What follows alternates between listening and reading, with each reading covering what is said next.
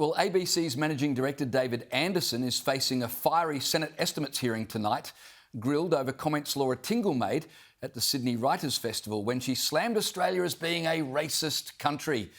David Anderson admitting that the comments were a mistake. Have a listen. I am generally sorry that happened. I wish it hadn't have happened. And you're sorry to Mr Dutton as well?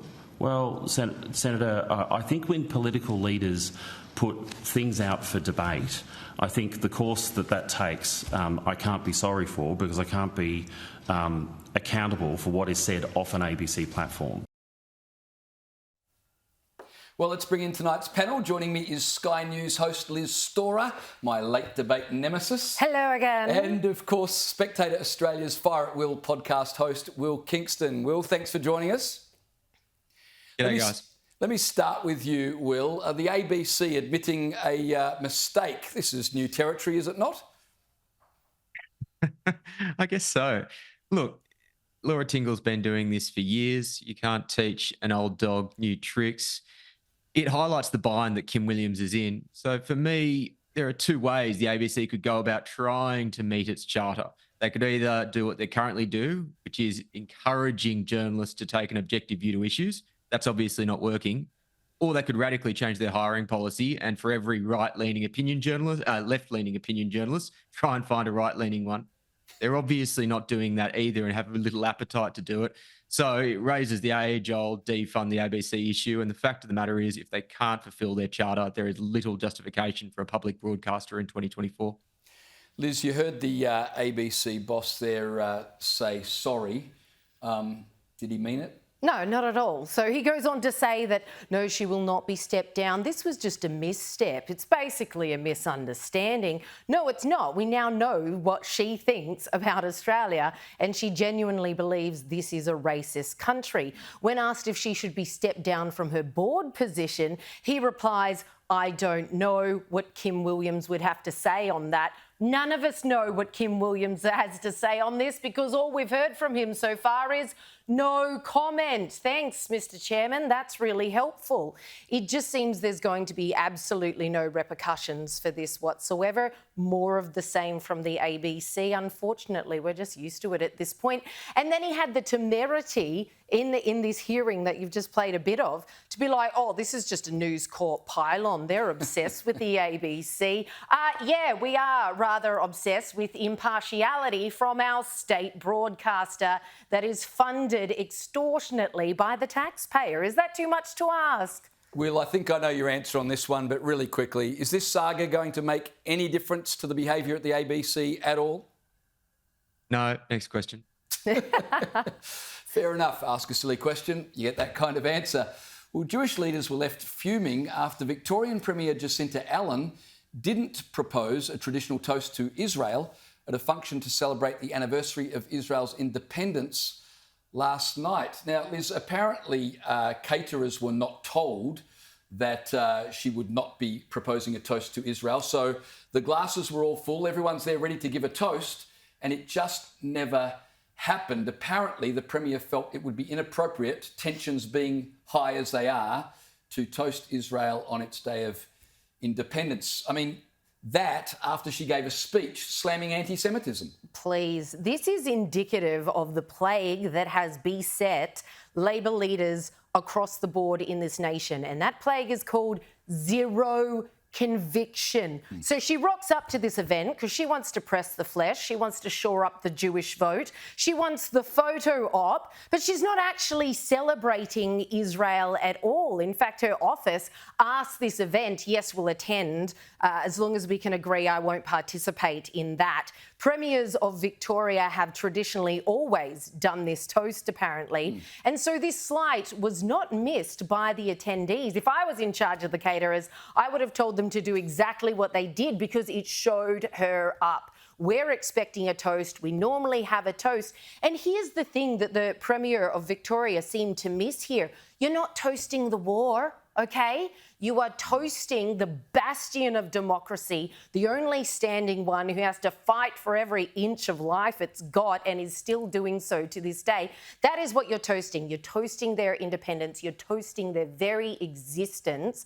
If you can't do that, don't talk to us about, anti-Semitism. And she's just trying to play both teams. At the end of the day, for the Premier, this obviously comes down to votes. She wants to attend these events, but she doesn't want to be seen as too supportive because, my goodness, that would mean you actually have conviction and you are standing with Israel come hell or high water.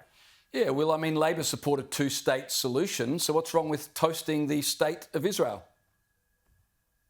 There's nothing wrong with it. I think, Liz, it wouldn't so much be no conviction as hiding their real conviction, which is that most left-leaning leaders, not just in Australia but across the West, don't support Israel. They don't feel it in their bones. They think that they're an oppressor state, and they've got themselves into a terrible bind. You said kind of playing both sides, and that's exactly right. You know, we will support Israel, but we won't let them finish the job in Rafah.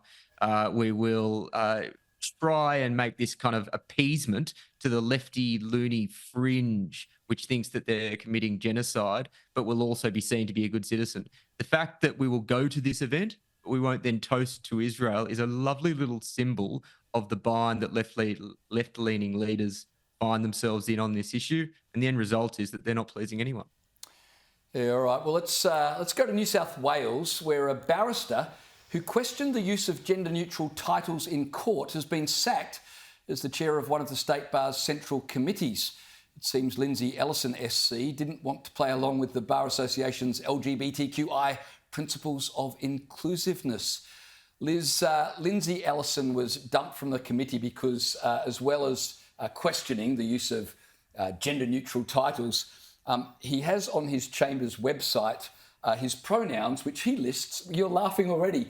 Because I know his pronouns. Hee-haw, ha, ha, ha. Yeah, you're not making that up, though. Just say it again. What are his pronouns? Hee-haw, ha, ha, ha. Is that funny or is that inappropriate? Well, I think he is doing what we should all do, is railing against compelled speech. That's what it is. I don't use people's preferred pronouns any more than I talk to their imaginary friends. I'm not going to say something that I do not believe in. And he was quite right to question the use of MX. That's actually one that I haven't heard of. And if people can make up their own pronouns, and that's what these are, they are made up words, why shouldn't he be able to go by hee-haw, hee-haw? I mean, he's simply highlighting the fact this does not work. It is not based in fact. It is something that people have made up, so I've made up my own as well. Will legal profession, meant to be dealing in facts, he gets sacked over this. What do you make of it? Well, it shows that the legal profession is just as captured by gender ideology as pretty much every other societal institution.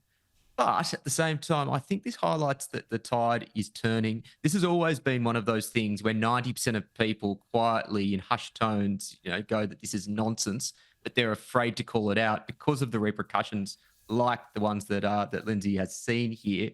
But I just feel with the Cass review in the UK, which has shown that this is an appalling ideology with very nasty consequences for children, that more people are having the consequences are having the guts, I should say, to take the piss out of this sort of stuff. And if we have a critical mass of people doing that, then those societal institutions like the Bar Association are going to be left very isolated, and they'll have to change what is, ultimately a very harmful and very silly position. All right, before I let you two go, I want to ask you about a story that got my attention today. So we've got a lot happening in the world geopolitically at the moment, right? Indeed. So we've got China, they're surrounding Taiwan with warships, intimidating them.